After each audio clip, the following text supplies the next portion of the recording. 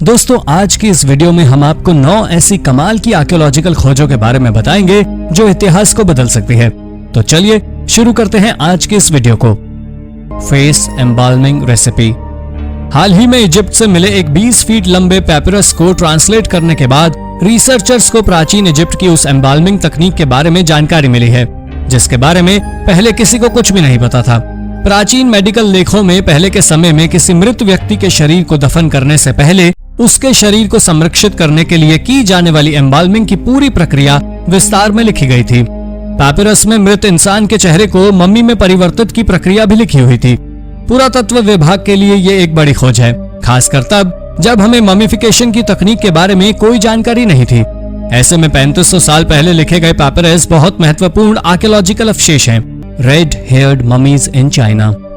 लाल बालों वाली इन ममीज को सबसे पहले स्वीडन के आर्कियोलॉजिस्ट ने 1930 में खोजा था और 2000 में फिर से जिंजियांग आर्कियोलॉजिकल इंस्टीट्यूट के रिसर्चर्स द्वारा खोजी गई। ये सबसे अच्छी तरह संरक्षित की गई ममीज में से एक थी। इनमें से सबसे फेमस ममी ब्यूटी ऑफ लुलान है। इसे 1980 में जमीन से लगभग 1 मीटर अंदर दफन पाया गया था। मिट्टी में मौजूद सॉल्ट्स की वजह से ये इतनी अच्छी तरह संरक्षित थी। इसे ऊनी कपड़ों के साथ कई और गिफ्ट्स के साथ दफन किया गया था। यह ममीज लगभग 4000 साल पुरानी हैं और साइंटिस्ट का कहना है कि लाल बालों वाली इन लोगों के मैटरनल एंसेस्टर्स पश्चिमी यूरोप के थे। इस जगह पर रहने वाले लोग हमेशा से ही एक्सपर्ट्स के लिए मिस्ट्री बने हुए हैं। शायद ये ममीज और इनके साथ मिले अवशेष इन रहस्य को सुलझाने में एक्सपर्ट्स की मदद करेंगे। Father नजारियो stone.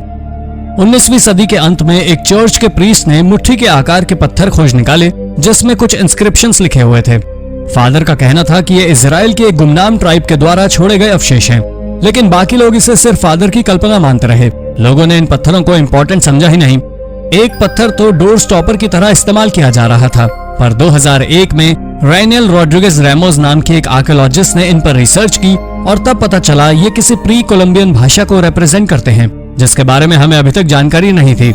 ये लगभग 300 स्टोन्स हैं जिसमें 20 के करीब सिंबल्स रिपीट किए गए हैं। एक पत्थर पर तो पगड़ी पहने आदमी की आकृति भी बनी हुई थी। इस क्षेत्र में रहने वाले लोगों के कोई लिखित अवशेष नहीं मिले हैं, इसलिए एक्सपर्ट्स भी इस लैंग्वेज को डिकोड नहीं कर पाए हैं। लेकिन ये अवशेष डिकोड होने के बाद कई महत्वपूर्ण जानकारियां दे सकते हैं और इसीलिए एक्सपर्ट्स का कहना है ये स्टोन्स इतिहास दोबारा लिख सकते हैं। चाइनीज आर्टिफैक्ट्स इन नॉर्थ अमेरिका। 2014 में जॉर्जिया में एक नदी के किनारे एक आर्टिफैक्ट कलेक्ट करने वाले आदमी को एक तलवार मिली। ये काफी खास थी क्योंकि ये एक चाइनीज तलवार थी। अमेरिका में चाइनीज तलवार का मिलना एक्सपर्ट्स को हैरान कर रहा था। साथ ही इसका डिजाइन काफी अनोखा था जो इसे और रहस्यमय बना रहा था। इसमें कई डिजाइन्स भी उकेरे गए थे जिन्हें आज तक वैज्ञानिक समझ नहीं पाए हैं। 30 सेंटीमीटर लंबी ये तलवार लिजर्डिट नाम के एक दुर्लभ धातु से बनी हुई है। हालांकि इस मटेरियल के टाइप और ओरिजिन के बारे में जानकारी देने के लिए आर्कियोलॉजिस्ट को अभी और टेस्ट करने होंगे। कुछ लोगों का ये भी कहना है कोलंबस से पहले भी चीनी लोग अमेरिका आए थे, इसलिए उनके हथियार यहाँ पाए गए। इस तलवार पर एक ड्रैगन का चित्र बना हुआ है जो शैंग डायनेस्टी के समय कॉमन था। इसमें मेसो अमेरिकन जैगुआर गॉड की भी कुछ सिंबल्स हैं, जिनको देखकर यह लगता है कि चीनी और ओल्मेक्स लोगों के बीच कुछ कनेक्शन था। वैज्ञानिक भी ये नहीं जानते कि सचमुच ऐसा कोई कनेक्शन था भी या फिर आर्टिफैक्ट्स में ये सिमिलैरिटी महज एक कोइंसिडेंस है। Roman houses in France. Europe के बाकी हिस्सों की ही तरह फ्रांस भी एक समय रोमन एम्पायर का हिस्सा था।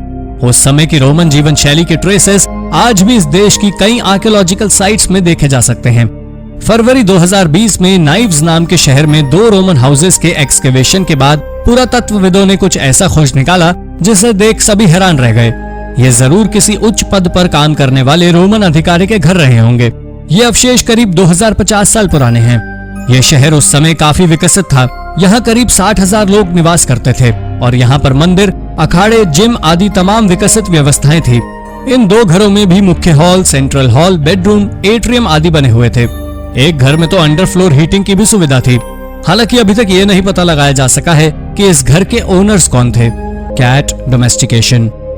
आज के समय में बिल्ली पालना काफी आम बात है, लेकिन क्या आपने कभी सोचा है कि इंसान ने बिल्ली पालना कब शुरू किया होगा? 2013 में हुई खोज से इंसान और बिल्ली के बीच दोस्ती की शुरुआत के सबूत एक प्राचीन चीनी सेटलमेंट क्वान हुकुन से मिले हैं। एक्सपर्ट्स का कहना है कि लगभग 5300 साल पहले बिल्ली और इंसान की दोस्ती होनी शुरू हुई थी। इस क्षेत्र के लोग खेती करते थे और इन्होंने बिल्लियों को पेस्ट कंट्रोल के लिए पालना शुरू किया था। एक गांव में मिली बिल्ली के कंकाल से पता चलता है कि उस समय लोग बिल्ली की काफी केयर करते थे। इसी इलाके में मिली एक और बिल्ली के अवशेषों में भी बिल्ली के मिलेट्स खाने के एविडेंस भी मिले हैं, यानी बिल्लियां पालतू थी और लोग इनके खाने पीने का ख्याल रखते थे। हालांकि इन अवशेषों से हम श्योरली ये तो नहीं कह सकते कि इस समय बिल्लियां पालतू थी, लेकिन ये जरूर कह सकते हैं कि बिल्लियों और इंसानों का इंटरैक्शन शुरू हो चुका था। Who built the Great Pyramids of Giza? Giza के पिरामिड्स के बारे में आप सभी ने सुना होगा, लेकिन क्या आप जानते हैं इसका निर्माण किसने किया था? अभी तक ऐसा माना जा रहा था कि गीजा के पिरामिड्स को स्लेव्स ने बनाया था, लेकिन हाल ही में इन पिरामिड्स के पास ही एक बरियल साइट से मिले 4000 साल पुराने अवशेषों से वैज्ञानिक अंदाजा लगा रहे हैं कि इसे पेड लेबरर्स ने बनाया था। जमीन से लगभग 3 मीटर नीचे गहराई में दबे मिट्टी के एक मकबरे में काफी सारे आर्टिफैक्ट्स मिले हैं। इन आर्टिफैक्ट्स की खासियत यह भी है कि ये सभी काफी अच्छी तरह प्रिजर्व्ड हैं। हालांकि इन कंकालों को देखकर यह पता चलता है कि ये गरीब तबके के लोग थे और काफी सारी बीमारियों से पीड़ित भी थे, लेकिन इन्हें पिरामिड बनाने के पैसे दिए जा रहे हैं। इन स्केलेटन्स पर की गई स्टडी से एक और बात सामने आई है कि ये लोग काफी मात्रा में मीट खाते थे। आर्कियोलॉजिस्ट का यह भी कहना है कि अगर ये स्लेव्स होते तो इन्हें इतनी अच्छी तरह दफन ना किया जाता। The library of Alexandria 283 BC के दौरान ये दुनिया की सबसे बड़ी लाइब्रेरी थी। यहाँ 100 से भी ज्यादा स्कॉलर्स रहा करते थे। इसके साथ साथ यहाँ पर कई महान थिंकर्स जैसे होमर, प्लेटो आदि के द्वारा लिखी गई किताबें और डॉक्यूमेंट्स भी थे। एक बात जो आपको हैरान कर देगी कि भले ये काफी चर्चित लाइब्रेरी थी, लेकिन यहाँ आने वाले लोगों की उनकी फाइनेंशियल कंडीशन के आधार पर परमिशन नहीं मिलती थी, बल्कि ये सभी योग्य स्कॉलर्स के लिए थे, चाहे वो अमीर हो या गरीब। 40 एडी में जूलियस सीजर की सेना ने इसमें आग लगा दी। उसके बाद रोमन एम्परर मार्कस ऑरियलिस ने भी यहाँ विदेशी स्कॉलर्स के आने पर रोक लगा दी, जिसके बाद लाइब्रेरी के कई प्रीशियस कॉन्टेक्स्ट नेग्लेक्ट होने लगे। उसके बाद 391 एडी और 451 एडी के समय धर्म संरक्षण के नाम पर लाइब्रेरी को डैमेज करने की कोशिश की गई और साल 640 में अरब फोर्सेस ने लाइब्रेरी पर अपना आधिपत्य स्थापित कर लिया और बची कुची मैन्यूस्क्रिप्ट्स को बाथ हाउस के फ्यूल के तौर पर इस्तेमाल किया। अफ्रीकन आर्टिफैक्ट्स इन साउथ अमेरिका। वैसे तो हम सभी यही मानते हैं कि अमेरिका की खोज क्रिस्टोफर कोलंबस ने की थी, लेकिन पुरातत्वविदों को कई ऐसे एविडेंस मिले हैं जिनसे ये पता चलता है कि अफ्रीकन लोग काफी पहले अमेरिका जा चुके थे। न सिर्फ इन दोनों जगहों के कल्चर्स में समानता है, बल्कि इन जगहों के ह्यूमन स्केलेटन्स को देखकर यह भी पता चलता है कि यहाँ की चिकित्सा की तकनीकी भी काफी समान थी। कुछ लोगों का कहना है कि किंग अबुकरी II सन 1300 के दौरान साउथ अमेरिका गया था, जबकि कुछ अन्य लोगों का ऐसा मानना है कि अफ्रीकी लोग उसके सालों पहले साउथ अमेरिका जा चुके थे। लेकिन अफ्रीका और साउथ अमेरिका के बीच पहला कांटेक्ट कब हुआ और किसने किया, इस बारे में एक्सपर्ट्स को कोई भी जानकारी नहीं है। रोम एंशिएंट नाइफ। कॉलोनियल मैकनो अमेरिका की सबसे इंटरेस्टिंग आर्कियोलॉजिकल साइट्स में से एक है और हाल ही में हुई एक खोज ने इसे और भी रोचक बना दिया है। जी हाँ, स्क्रीन पर दिख रहा है ये ऑब्जेक्ट भले ही आपको किसी चिकन नगेट्स जैसा लगे, पर यह सालों पुराना एक नाइफ है। एक्सपर्ट्स के मुताबिक इस नाइफ की एग्जैक्ट एज पता लगा पाना संभव नहीं है, लेकिन इसे रिस्टोर करके बिल्कुल पहले जैसा किया जा सकता है। ये नाइफ यहाँ मिले कई इंटरेस्टिंग आर्टिफैक्ट्स में से एक है। ये साइट 18वीं सदी के समय का एक शहर है जो धीरे धीरे रिकंस्ट्रक्ट हो गया। ये मिशिगन में पहली जगह थी जहाँ पर लोगों ने रहना शुरू किया था। पहले यहाँ पर अमेरिकी ट्राइब के लोग रहा करते थे और बाद में इस जगह पर फ्रेंच लोगों ने कब्जा कर लिया। एक्सपर्ट्स 6 दशकों की रिसर्च और हजारों आर्टिफैक्ट्स खोजने के बाद भी इस जगह की पूरी हिस्ट्री पता नहीं लगा पाए हैं और ये साइट आज भी पुरातत्वविदों के लिए गुत्थी बनी हुई है। Chinese drainage system. चाइना के यांशी रूइंस को आर्कियोलॉजिस्ट ने पहली बार 1983 में खोजा था, लेकिन पहले आर्कियोलॉजिस्ट ने साइट की एक महत्वपूर्ण डिस्कवरी मिस कर दी थी। जनवरी 2021 में पुरातत्वविदों ने यहाँ पर दुनिया का सबसे पुराना वाटर सिस्टम खोज निकाला है। यह सिस्टम शैंग डायनेस्टी के समय का है, यानी कि लगभग 3600 साल पुराना। चीन का यह वाटर सिस्टम 2 भागों में विभाजित था, एक्सटर्नल सिस्टम और internal system. Internal system drainage का काम करता था और एक्सटर्नल सिस्टम इस पानी को नदी नालों में निष्कासित करने के काम आता था। इस शानदार ड्रेनेज सिस्टम को उस समय की सबसे महत्वपूर्ण टेक्निकल अचीवमेंट्स में गिना जाना चाहिए। Long lost Roman mosaic. कभी कभी पुरातत्वविद भी कुछ अवशेषों को देखकर आश्चर्यचकित हो जाते हैं कि कैसे फ्रेजाइल आर्टिफैक्ट्स इतने बेहतर तरीके से कैसे प्रिजर्व रह सकते हैं। ऐसा ही हुआ जब इटली में खुदाई के दौरान सालों पुराने रोमन मोज़ेक मिले। जिस विला के अवशेषों से ये मोज़ेक मिले हैं, उसकी खोज के लगभग 1 सदी बाद इन्हें खोजा गया। पुरातत्वविदों ने वेरोना इटली के पास लताओं की पंक्ति के नीचे छिपी एक अच्छी तरह से संरक्षित प्राचीन रोमन मोज़ेक फर्श की खोज की है। विशेषज्ञों के अनुसार इसका पता 3वीं शताब्दी ईस्वी पूर्व का लगाया जा सकता है। 1922 में इस क्षेत्र में एक रोमन विला के अवशेषों का पता लगाने के लगभग 1 सदी बाद यह खोज सामने आई है। पुरातत्वविदों ने इस खोज के अंत की घोषणा कर दी थी पर लोकल अथॉरिटी ने एक्सकेवेशन कार्य जारी रखने का निश्चय किया है ताकि इटली के इतिहास से जुड़े अन्य फैक्ट्स को रिवील किया जा सके। Duncan shipwreck. 2019 में स्वीडन के वैक्सहॉम में 2 शिपरेक पाए गए। इनकी बनावट बिल्डिंग शिप्स जैसी थी। इस तरह के शिप्स 17वीं शताब्दी में काफी प्रचलित थे। पुरातत्वविद ऐसा अनुमान लगा रहे थे कि इनमें से एक काफी समय पहले खोया एपलेट नाम का जहाज हो सकता है, लेकिन 2021 के शुरुआत में यह कंफर्म हो गया कि इनमें से एक शिप अपोलो है, जबकि दूसरा मारिया, जिनका निर्माण 1648 में हुआ था। इन दोनों शिप्स का इस्तेमाल नॉर्दर्न वॉर और 1657 में हुई बैटल ऑफ द मॉम में हुआ था। हिस्टोरिकल रिकॉर्ड्स के अनुसार 1676 में ये दोनों शिप्स डिफेंस बैरियर बना दिए गए थे, लेकिन इसकी लोकेशन किसी को पता नहीं थी। पर आखिरकार 300 सालों बाद इससे सुलझा लिया गया, पर एपलेट अभी भी रहस्य बना हुआ है। Mammal ancestors. 120,000 साल पहले चीन के उत्तर पूर्वी हिस्से में आज के समय के मैमल्स जैसी 2 अलग अलग प्रजातियां पाई जाती थी। प्राचीन जेहोल बायोटा इकोसिस्टम में ये सबसे पुराने स्क्रैच डिगर्स थे। ये दोनों प्रजातियां काफी हद तक एक जैसी थी। एक्सपर्ट्स अभी तक ये नहीं समझ पाए हैं कि ये अंडरग्राउंड होकर क्यों रहते थे। इसके कई कारण हो सकते थे, या तो शिकारियों से बचने के लिए या फिर अपनी बॉडी के हिसाब से सही टेम्परेचर मेंटेन करने के लिए। ये प्रजातियां धरती पर लगभग 145,000 साल पहले पाई जाती थी। क्रिटेशियस पीरियड की शुरुआत में इनकी पूंछ काफी छोटे आकार की होती थी, यहाँ तक कि इनके पैर भी काफी छोटे होते थे। इनमें से एक ट्राइटिलोडॉन टिल था जिसकी लंबाई 30 सेंटीमीटर हुआ करती थी। दूसरे स्पेसिमेन का नाम जुकोनोडिन चैनी था और इसकी लंबाई महज 18 सेंटीमीटर थी। Dead stargazer found in Queensland. March 2021 में क्वींसलैंड के समुद्र तटों पर सफेद चमकते दांतों और उभरी हुई आंखों वाले जीव पाए गए। जिस महिला ने इसे देखा था उसने इसकी तस्वीरें ली और सोशल मीडिया पर इस उम्मीद के साथ डाल दी कि शायद कोई इस प्राणी को पहचान ले। एक मरीन बायोलॉजिस्ट ने बताया कि ये एक, जिसे ऑस्ट्रेलिया में मॉन्कफिश के नाम से भी जाना जाता है। ये बिल्कुल नहीं कहा जा सकता कि ये जीव गलती से पानी के बाहर रेत में आ फंसा होगा, क्योंकि स्टारगेजर बहुत जहरीले होते हैं और जानबूझकर खुद को रेत और मिट्टी में दफन कर लेते हैं और फिर अपने भोजन का इंतजार करते हैं। जैसे ही कोई जीव इन तक आता है ये उसे अपना शिकार बना लेते हैं। इस स्टारगेजर ने भी शायद भोजन की तलाश में खुद को दफन किया होगा, लेकिन इससे पहले इसका शिकार इस तक पहुंच पाता इसकी मौत हो गई होगी। ऑस्ट्रेलिया के तटों पर स्टारगेजर्स की 20 से अधिक प्रजातियां विचरण कर रही हैं और आप गलती से भी किसी एक के भी करीब नहीं जाना चाहेंगे। Multi illumination hyperspectral technique. Ancient Etruscans के बारे में हम बहुत कम चीजें ही जानते हैं। ये इटली के पेनिनसुला में लगभग 2500 साल पहले रहा करते थे, यानी कि रोमन साम्राज्य की उत्पत्ति से भी काफी पहले। लेकिन हम अभी तक उनकी लैंग्वेज को भी ट्रांसलेट नहीं कर पाए हैं, इसलिए ये कल्चर हमारे लिए पूरी तरह से रहस्य बना हुआ है। और यही कारण है कि हिस्टोरिकल पॉइंट ऑफ व्यू से एट्रुस्कैन पेंटिंग्स काफी महत्वपूर्ण हैं। और यही कारण है कि फरवरी 2021 में खोजी गई इस टेक्निक के बाद से वैज्ञानिक और भी उत्साहित हैं कि वो इन एंशिएंट एट्रुस्कैंस की मिस्ट्री को सुलझा सकते हैं। मल्टी इल्यूमिनेशन हाइपरस्पेक्ट्रल एक्सट्रैक्शन नाम की इस टेक्निक से सालों से ब्लर और फेड हो चुकी इन पेंटिंग्स को भी क्लैरिफाई करके देखा जा सकता है। अब पुरातत्ववेताओं को उम्मीद है कि ये टेक्निक एट्रुस्कैंस कल्चर के कई रहस्य सुलझाने में मददगार सिद्ध हो सकती है। The oldest throne room. हाल ही में ग्रीस में एक पुराने पैलेस के अवशेष मिले हैं। ऐसा माना जा रहा है ये यूरोप का सबसे पुराना थ्रोन रूम है। ये आइलैंड एक समय में मिनियंस का सेंटर था। मिनियंस 3000 बीसी से 1500 बीसी के समय तक काफी समृद्ध थे। अपने समय में ये लोग काफी मॉडर्न और एडवांस माने जाते थे। नॉसोस के इस पैलेस का स्ट्रक्चर ही बेहद कमाल का था। यह जगह इसलिए भी काफी विकसित थी क्योंकि न सिर्फ ये राजा का निवास स्थान था, बल्कि सभी एडमिनिस्ट्रेटिव ऑफिसेस भी यहीं थे और बाकी राष्ट्रीय आयोजन भी यहीं पर किए जाते थे। इस पैलेस का आर्टवर्क आज भी हजारों साल बाद भी देखा जा सकता है। इस पैलेस में सबसे ज्यादा आकर्षित करने वाला हिस्सा है थ्रोन रूम, जहाँ पर एक किंगली थ्रोन रखा हुआ था। यह थ्रोन पूरे जिप्सम का बना हुआ था और इसके ठीक सामने एक छोटी कटोरे जैसे ऑब्जेक्ट रखा हुआ था। हालांकि वैज्ञानिकों को कोई आइडिया नहीं है कि यह राजा का सिंहासन था या फिर किसी देवी देवता के लिए बनाया गया था। Biblical treasures.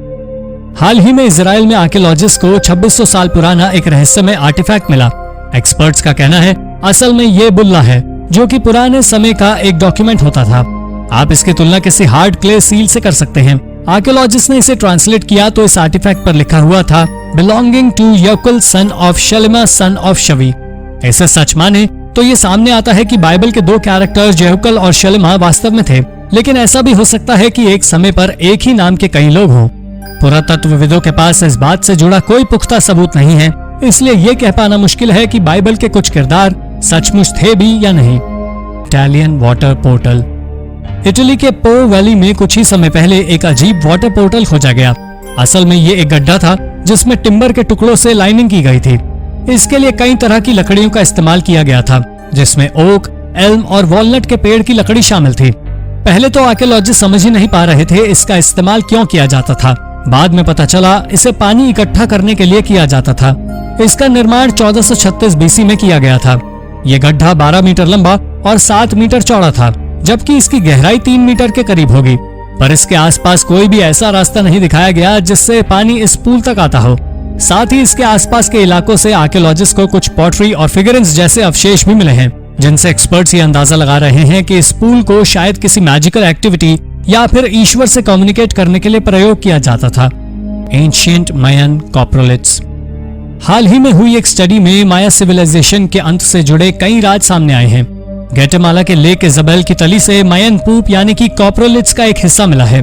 और कमाल की बात यह है कि इसकी मदद से अब वैज्ञानिक ये बता सकते हैं कि 3000 साल पहले और अब की माया पॉपुलेशन में क्या फर्क आया है।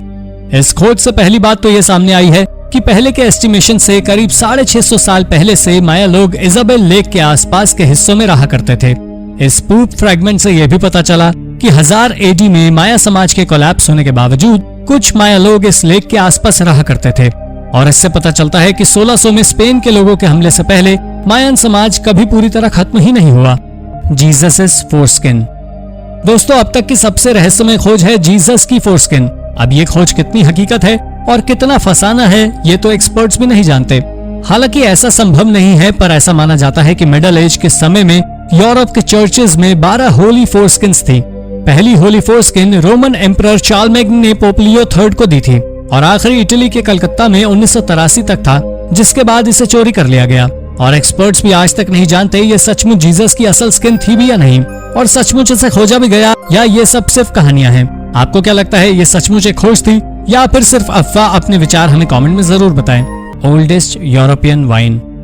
वैसे तो सबसे पुरानी वाइन कब बनी, ये बात सालों से वैज्ञानिकों के लिए रहस्य रही है और आज भी एक्सपर्ट्स इसका जवाब नहीं ढूंढ पाए हैं। लेकिन हाल ही में ग्रीस में एक एग्जीक्यूशन कार्य के दौरान हजारों साल पुरानी एक वाइन के ट्रेसेस मिले हैं। ये वाइन 4200 बीसी के दौरान की है, यानी लगभग 6000 साल पुरानी। वैज्ञानिकों का कहना है ये यूरोप की सबसे पुरानी वाइन थी। ये वाइन के ट्रेसेस एक साइड से टूटे हुए बर्तन पर चिपके हुए मिले हैं। जाहिर तौर पर ये लिक्विड वाइन तो नहीं है, लेकिन इस खोज से हमें इतना जरूर पता चल गया है कि यूरोप के लोग 6000 साल पहले से वाइन बनाते और पीते आ रहे हैं।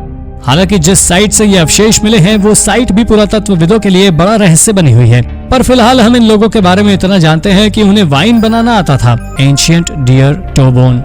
हाल ही में आर्कियोलॉजिस्ट ने कुछ ऐसा खोज निकाला है जिससे ये प्रूव हो जाता है कि निएंडरथल्स हमारी सोच से कहीं ज्यादा तेज और समझदार थे। एक्सपर्ट्स ऐसा इसलिए कह रहे हैं क्योंकि उन्हें 51,000 साल पुराना एक आर्टवर्क मिला है। इसमें एक हिरण के अंगूठे की हड्डी को तराश कर एक आर्टिफैक्ट बनाया गया था। यह खोज जर्मनी की यूनिकॉर्न केव में हुई। इसके साथ निएंडरथल्स के अन्य अवशेष भी पाए गए हैं। निएंडरथल हम इंसानों के सबसे करीबी रिलेटिव हैं जो 430,000 से 40,000 साल पहले तक पृथ्वी पर पाए जाते थे। अभी तक आर्कियोलॉजिस्ट ऐसा मानते थे कि ये लोग सिर्फ औजार और हथियार ही बनाते थे, लेकिन हाल ही में सामने आया है कि ये लोग आर्ट वर्क भी बनाया करते थे। यह सचमुच अपने आप में एक अनोखी खोज है। Stolen Viking treasure. 2015 में हेरेफोर्डशायर इंग्लैंड में 2 मेटल डिटेक्टरिस्ट ने सालों पहले खोया हुआ एक खजाना ढूंढ निकाला। यह खजाना वाइकिंग्स के समय का था। इस खजाने में गोल्ड और सिल्वर ज्वेलरी, सिल्वर इनगॉट्स और लगभग 300 एंग्लो सैक्सन कॉइन्स थे। एक्सपर्ट्स का कहना है कि इसे किसी वाइकिंग वॉरियर ने 1000 साल पहले दफन किया होगा। इसमें मिली एक रिंग, एक ब्रेसलेट 9th सेंचुरी के समय का है। जिन 2 व्यक्तियों ने इन्हें खोजा था उन्होंने इसकी जानकारी सरकार को देने के बजाय इन आर्टिफैक्ट्स को एंटीक डीलर्स को बेचना शुरू कर दिया। हालांकि कानून तोड़ने और आर्टिफैक्ट्स की स्मगलिंग के लिए इन्हें जेल में डाल दिया गया, लेकिन तब तक इनमें से अधिकतर आर्टिफैक्ट्स बेचे जा चुके थे और आज भी एक्सपर्ट्स बहुत कम आर्टिफैक्ट्स से रिकवर कर पाए हैं। ऐसा कहा जा रहा है कि खोए आर्टिफैक्ट्स में से एक में वेसेक्स के राजा किंग एल्फ्रेड और दूसरे में मोर्शियर के कियोल वुल्फ II की तस्वीर बनी हुई है। क्या इन दोनों में कोई कनेक्शन था? अवशेषों की कमी की वजह से ये सभी सवाल हमेशा के लिए अनसुलझे ही रह जाएंगे। मायन गोल्डन ऑर्ब्स। फेदर्ड सर्पेंट के नीचे दर्जनों में गोल्डन ऑर्ब्स देखकर पुरातत्वविद भी हैरान रह गए थे। यह मंदिर मेक्सिको के प्राचीन शहर एज़टेक में स्थित है। इस मंदिर के नीचे एक सुरंग बनी हुई थी और उसी के रहस्य को सुलझाने के लिए जब आर्कियोलॉजिस्ट ने एक रोबोट को इस टनल में भेजा तो करीब 76 मीटर की गहराई में दर्जनों गोल्डन ऑर्ब्स दिखे, जो असल में क्ले से बनी हुई कलर्ड बॉल्स थी। आर्कियोलॉजिस्ट का कहना है ऐसा कुछ इतिहास में पहले कभी नहीं खोजा गया। असल में ये मिट्टी की बनी हुई बॉल्स थी जिनमें ऊपर से सोने की परत चढ़ाई गई थी। आप इनकी तुलना हैरी पॉटर फिल्म की जायंट गोल्डन स्नेचेस से कर सकते हैं, पर वैज्ञानिक ये नहीं पता लगा पाए हैं कि ये बॉल्स क्यों इस्तेमाल की जाती थी। Mysterious ancient castle. हाल ही में एक टर्किश आर्कियोलॉजिस्ट ने एक रहस्यमय कासल खोज निकाला है। ये कासल यूराटू का है। इस जगह फर्स्ट मिलेनियम बीसी के समय कई अलग अलग कल्चर और सिविलाइजेशन एक साथ पाई जाती थी। आज के समय में यूराटू आर्मेनिया में है और टर्की और ईरान का हिस्सा है। ये कासल करीब 2800 साल पुराना है और ये एक पहाड़ी पर लगभग 2500 मीटर की ऊंचाई पर बना हुआ है। सबसे अजीब बात यह रही कि वैसे तो इस कासल को पुराने समय में बनवाया गया था, लेकिन इसे सबसे ज्यादा मिडिल एज के दौरान इस्तेमाल किया गया, उन लोगों के द्वारा जो लोग इसके बनने के सालों बाद आए थे। ये कासल पहाड़ियों पर तराश कर बनाए गए हैं। इसी कासल के नजदीक ही एक और कासल भी है जिसे वैन कासल के नाम से भी जाना जाता है, जो कि 8th सेंचुरी बीसी के दौरान बनाया गया था। New hominid species. दोस्तों, अर्ली ह्यूमंस का इतिहास हमेशा से एक्सपर्ट्स को परेशान करता रहा है। वैज्ञानिक आज भी नहीं बता पाए हैं कि सबसे पुराने ह्यूमंस कौन थे और होमो सेपियंस का ओरिजिन किस स्पीशीज से हुआ। और हाल ही में होमिनिड स्पीशीज के हिस्ट्री में एक नई स्पीशीज जुड़ गई है। 2013 में जोहान्सबर्ग की एक गुफा में वॉलंटियर्स को हजारों की संख्या में हड्डियां और इंसानी जबड़े मिले। एक्सपर्ट्स का कहना है ये बिल्कुल नई स्पीशीज हैं और वैज्ञानिकों ने इन्हें होमो नेलिडी नाम दिया है। इस स्पीशीज के अवशेष इससे पहले कभी नहीं देखे गए थे। इन लोगों के ब्रेन का साइज बाकी नॉन ह्यूमन स्पीशीज की तुलना में छोटा है। ये सभी अवशेष 335,000 से लेकर 236,000 साल पुराने हैं। एक्सपर्ट्स का कहना है कि होमो सेपियंस यानी आज के इंसान और होमो नेलिडी ये दोनों ही प्रजातियां आपस में रिलेटेड हैं, लेकिन कैसे, इस बात का जवाब वैज्ञानिकों के पास भी नहीं है। Weird mummies. इजिप्ट के आर्कियोलॉजिस्ट को कायरो से लगभग 40 किलोमीटर की दूरी पर बहुत ही अजीब और अनोखी ममीज मिली हैं। किंग एमिनम हॉट सेकंड के समय से ही ये burial site high rank officials को दफनाने के लिए प्रयोग की जाती थी। पुरातत्वविदों ने साइट से 8 लाइमस्टोन सार्कोफेगस निकाले और कमाल की बात यह थी कि इजिप्ट के इतिहास में भी ये सभी ममीज सबसे अनोखी थी। इन्हें पेंट करके दफन किया गया था और देखने में ये बिल्कुल किसी एलियन जैसी दिखती थी। इन्हें कार्टोनेज नाम के मटेरियल से पेंट किया गया था।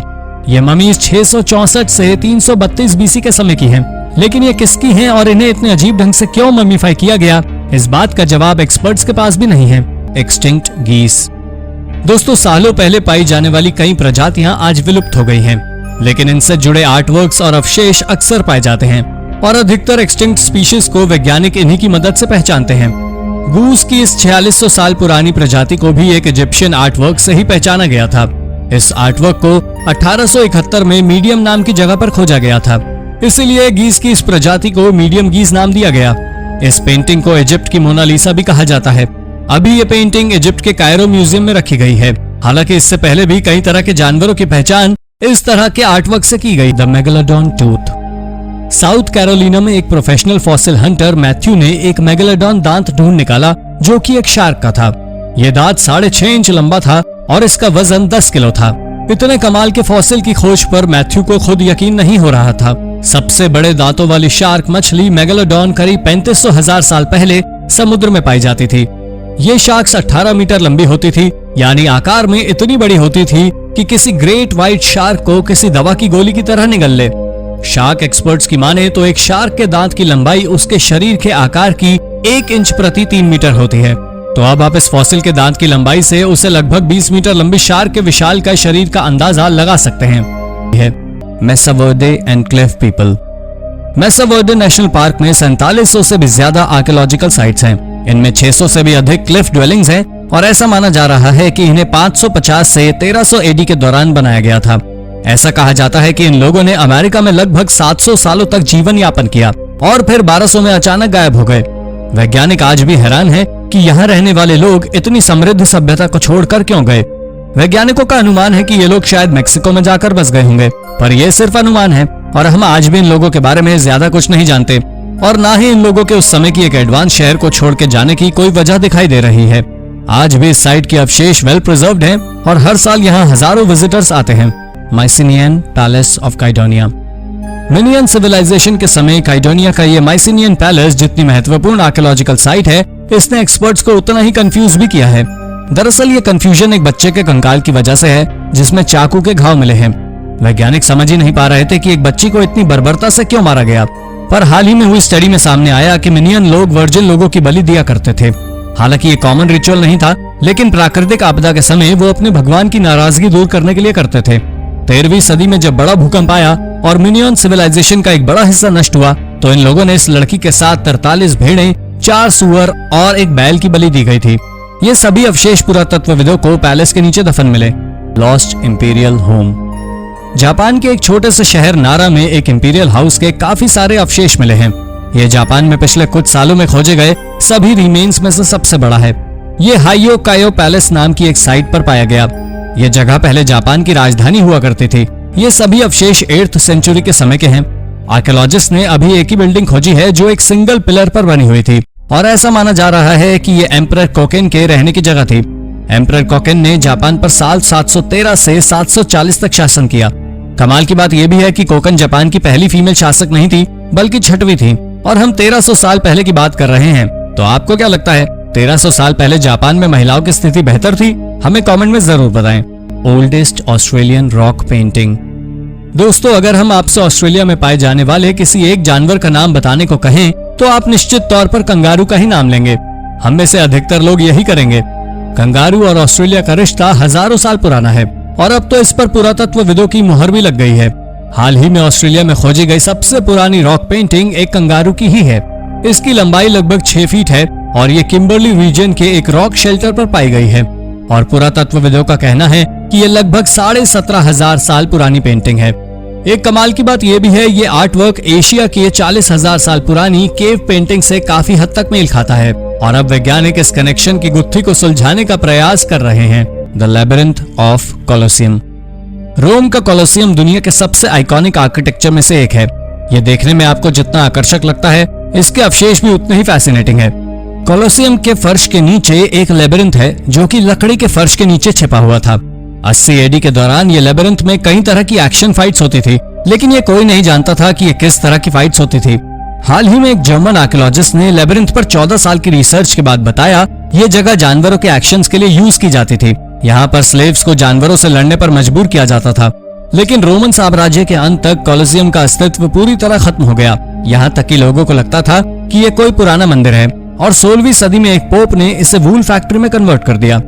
मोरे घाट डॉल्मेन साइट। जॉर्डन की यह साइट एक्सपर्ट्स के लिए एक बड़ी मिस्ट्री है। यहाँ करीब 100 से अधिक मोनोलिथ स्टोन्स पाए गए हैं। कुछ लोग इस जगह को जॉर्डेनियन स्टोनहेंज भी कहते हैं। एक्सपर्ट्स आज भी ये पता लगाने की कोशिश कर रहे हैं कि ये साइट क्यों इस्तेमाल की जाती थी। इस जगह से प्राचीन कल्टिक बिल्डिंग्स, स्टोन मेगालिथिक जिन्हें डॉल्मेन कहा जाता है, वो मिले हैं। यहाँ से प्राचीन सभ्यता के ट्रेसेस भी मिले हैं। अजीब बात यह है कि पहले के समय में रिचुअल और ब्लैक मैजिक से जुड़ी जगहें रिहायशी इलाकों से बहुत दूर होती थी। फिर इस सिविलाइजेशन में ये जगह सेटलमेंट के पास क्यों थी, ये समझना एक्सपर्ट्स के लिए भी मुश्किल है। ये साइट ब्रॉन्ज एज के शुरुआती समय की थी, यानी लगभग 5000 साल पहले की। लेकिन इस साइट को समझ पाना आज भी एक्सपर्ट्स के लिए संभव नहीं है। Ancient ritual site in Mexico. हाल ही में मेक्सिको में 8000 साल पुरानी एक नई रिचुअल साइट खोजी गई है। आर्कियोलॉजिस्ट भी इसे देखकर हैरान रह गए। ऐसा माना जा रहा है कि मेक्सिको में सबसे पहले लोग यहीं आकर बसे थे। यहाँ तक कि यहाँ रहने वाले लोगों ने अपने गांव बसाने भी शुरू किए थे। इस साइट से टीथ, बोन्स, स्कल के साथ साथ जानवरों के शरीर के अन्य हिस्से भी मिले हैं। इस जगह पाए जाने वाले जीव मैमथ, लामस, जायंट बाइसन आदि थे। एक्सपर्ट्स का कहना है कि मेक्सिको की फर्स्ट कम्युनिटी इन जानवरों का इस्तेमाल किसी तरह की रिचुअल एक्टिविटी में किया करते थे। लेकिन ये साइट इतनी पुरानी है कि हड्डियों और कुछ पत्थरों के अलावा यहाँ कुछ और नहीं मिला। इसलिए मेक्सिको में सबसे पहले बसने वाले ये लोग और उनके रिचुअल्स पुरातत्वविदों के लिए मिस्ट्री हैं, जो शायद कभी नहीं सुलझेगी। New theory of Nazca lines. Nazca lines हमेशा से आर्कियोलॉजिस्ट को आकर्षित करती रही हैं। जब से इन्हें खोजा गया है तभी से एक्सपर्ट्स के लिए एक बड़ा रहस्य बनी हुई है। इससे जुड़ी नई स्टडी और फैक्ट्स अक्सर सामने आते हैं, लेकिन रहस्य वही का वही है। कुछ लोगों का कहना है ये एक प्राचीन लेबिरिंथ का हिस्सा है, जबकि अन्य लोगों का कहना है इन्हें कॉन्स्टेलेशन को मिमिक करने के लिए बनाया गया है। हाल ही में हुई स्टडी के बाद एक्सपर्ट्स का कहना है नाज़का लाइंस पुराने समय में लोगों के लिए मैप की तरह काम करती है। इनकी मदद से लोग आसपास के मंदिरों की लोकेशन पता कर सकते थे। कहा जा रहा है पिलग्रिम्स लोग मंदिर जाने के लिए इस रास्ते का इस्तेमाल किया करते थे। लेकिन अगर ये लाइंस मंदिरों का भी रास्ता बताती थी तो ये मंदिर कभी खोजे क्यों नहीं जा सके। हालांकि एक्सपर्ट्स का यह भी कहना है कि कई जनरेशन लोगों ने इन लाइंस का इस्तेमाल किया, यानी हो सकता है ये सभी कयास सही हों, या फिर अभी भी हम सही दिशा में नहीं सोच पा रहे हैं। आपको क्या लगता है, नाज़का लाइंस की नई थ्योरी सच है या फिर नहीं? अपने जवाब हमें कमेंट में जरूर बताएं। तो दोस्तों, इनमें से कौन सी खोज आपको रोचक लगी, अपना जवाब हमें कमेंट करके जरूर बताइएगा। ऐसी ही अन्य रोचक जानकारियों के लिए हमारे चैनल को सब्सक्राइब करना ना भूलें। धन्यवाद।